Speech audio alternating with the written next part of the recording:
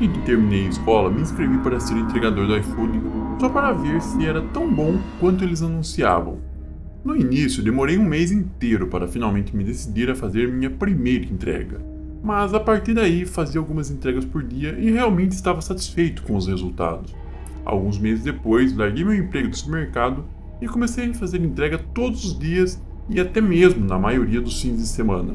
Dirigi das 8 até as 2 da manhã, basicamente indo e voltando do McDonald's 24 horas. Um pouco depois das 2 da manhã, peguei outro pedido do McDonald's e segui para o cliente. Estava programado para ser entregue em um tipo de armazém e nas observações dizia para entrar pelas portas laterais e deixá-lo na recepção. Quando cheguei lá, estacionei em um estacionamento enorme que estava praticamente vazio, com apenas alguns caminhões estacionados. O edifício era definitivamente um antigo armazém, um grande retângulo com algumas janelas e uma única porta na frente. Verifiquei mais uma vez para ter certeza de que estava entregando pela porta lateral. Depois fui para o lado e estacionei. A porta lateral era uma daquelas portas de metal pesado com uma pequena janela de vidro. Olhei através daquela pequena janela e não vi nada além de um pequeno e escuro cômodo de entrada. Mas os reflexos dos meus faróis tornavam difícil de ver através desse vidro. Abri a porta e fui imediatamente surpreendido. Estava tão escuro quanto parecia através da janela. E tinha apenas uma pequena luz na parede do canto, mais uma luz de segurança fraca do que qualquer outra coisa. Não havia recepção, então andei até o final de um longo corredor mal iluminado. Eu sabia que a maioria dos lugares com trabalhadores noturnos não mantém as luzes desnecessárias acesas, mas isso parecia excessivo. Eu mal conseguia ver o final do corredor. Então, se eu continuasse, estaria entrando na escuridão completa. Tirei meu telefone e verifiquei novamente, pela terceira vez, se estava no lugar certo para fazer a entrega. Tudo parecia certo, mas não havia chance de eu andar por aquele corredor. Quanto mais eu pensava nisso, mais percebia como o prédio todo estava silencioso, sem máquinas funcionando ou pessoas falando. Simplesmente não se ouvia nenhum som. Decidi ligar para o cliente. Cliquei em seu nome e disquei o número. Depois de um momento, ouvi um eco do telefone vindo lá do outro lado do corredor. Após mais alguns segundos, ele tocou novamente, mas mais perto e mais alto dessa vez. Eu estava olhando para aquele corredor vazio e mal conseguia ver o brilho fraco de um telefone. Então eu disse: "Tem um pedido aqui do iFood. Vou deixá-lo bem aqui para você." E coloquei o saco na minha frente. A figura de um homem grande começou a sair do corredor escuro, mas ele não disse nada. Esperei mais um segundo, mas à medida que se aproximava, parecia muito perturbador a maneira como andava tão rapidamente e não dizia nada. Tive a sensação de que alguém ia pular atrás de mim ou algo assim. No geral, fiquei um pouco assustado, então virei as costas e saí rapidamente pela porta. Alguns momentos depois, antes de partir, vi algum movimento por trás daquela pequena janela de vidro na porta. Isso me deu calafrios e me fez encerrar a noite e ir direto para casa. No final, escolhi acreditar que era apenas uma situação estranha em todos os aspectos, mas nada realmente aconteceu, então deixei para lá.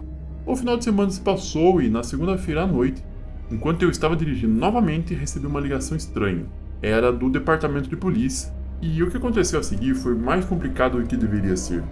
Mas basicamente, eles me questionaram sobre por que eu estava naquele armazém específico às 2:30 da manhã de um sábado. Aparentemente, eles tinham as imagens minhas chegando. Após explicar que era apenas um entregador da iFood e que eu tinha comprovação no recibo de entrega, eles me contaram o que estava acontecendo. Eles disseram que os trabalhadores voltaram a trabalhar na segunda-feira, já que o armazém não trabalha no final de semana, e encontraram uma entrega do iFood no meio do corredor. Quem quer que estivesse lá havia invadido o lugar e feito um pedido com uma conta falsa, o que por si só já era assustador. Mas a parte mais sinistra é que eles nem mesmo pegaram o saco de comida. Era óbvio que estavam procurando por algo a mais. Eu não sei o que eles queriam de mim, mas só posso imaginar que, se eu tivesse ficado e esperado o homem, algo terrível teria acontecido.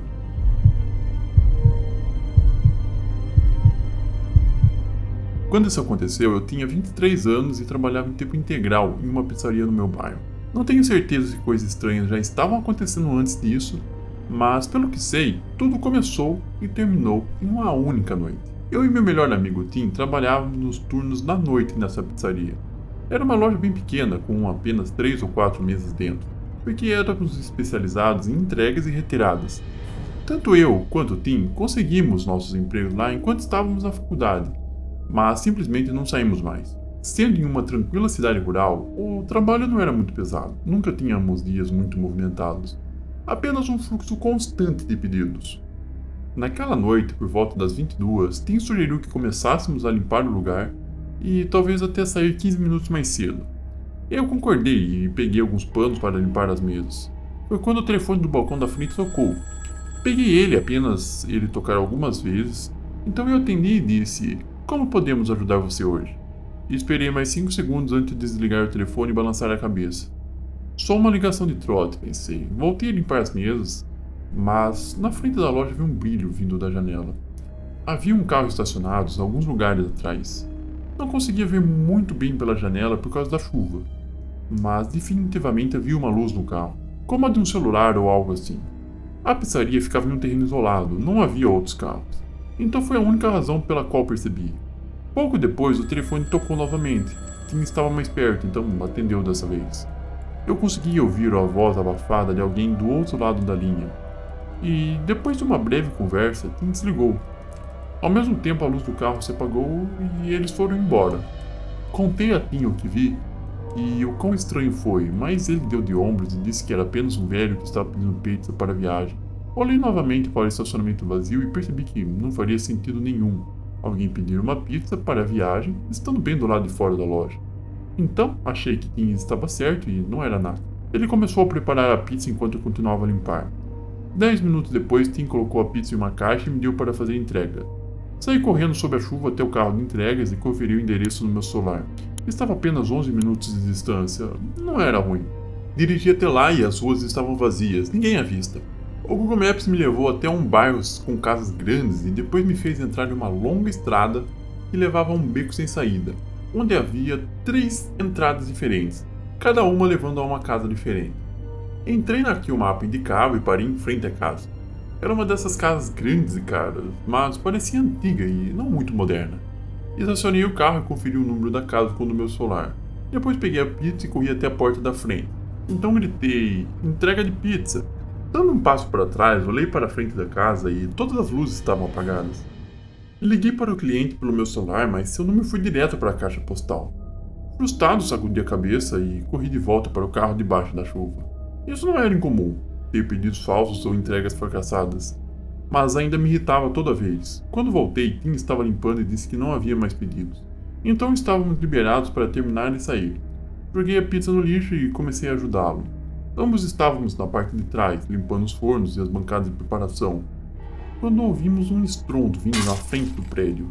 Nos olhamos e corremos para a frente.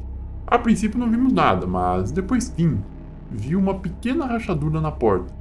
Caminhei até lá e abri, e bem do lado de fora estava uma pedra grande o suficiente para fazer aquela rachadura. Olhei ao redor e vi que o estacionamento estava completamente vazio e não havia ninguém por perto. Ambos estavam realmente confusos e um pouco assustados. Conversamos sobre chamar a polícia, mas nenhum de nós queria lidar com isso naquele momento.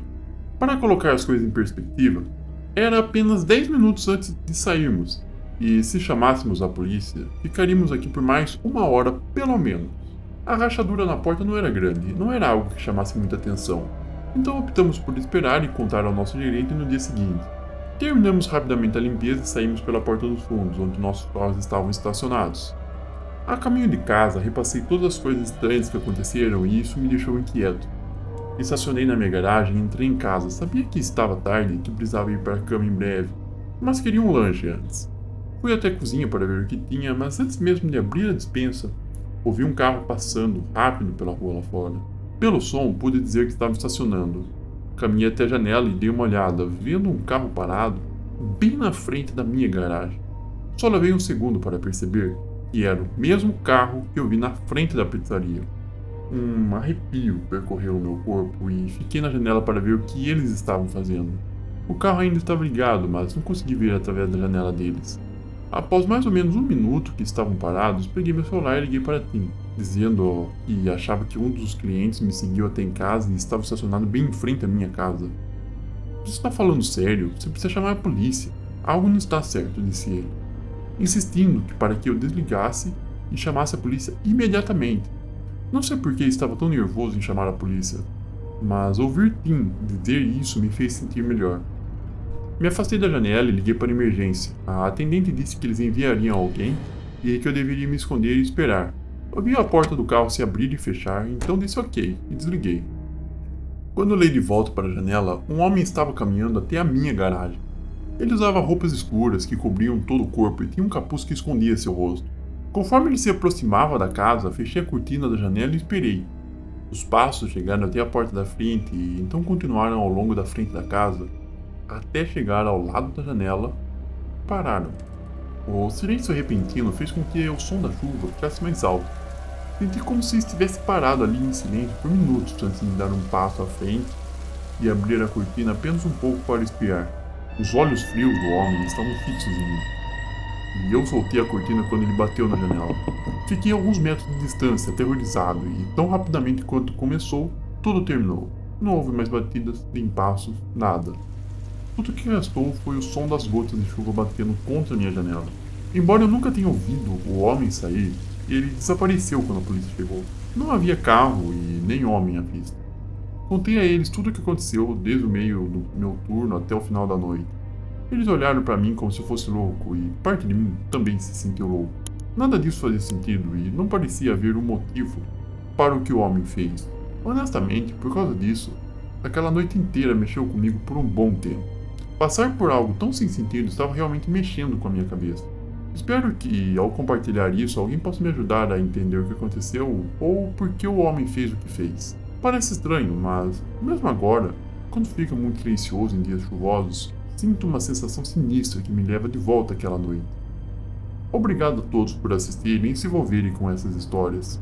Não esqueça de deixar seu like e se inscrever no canal para não perder as próximas histórias que estão por vir.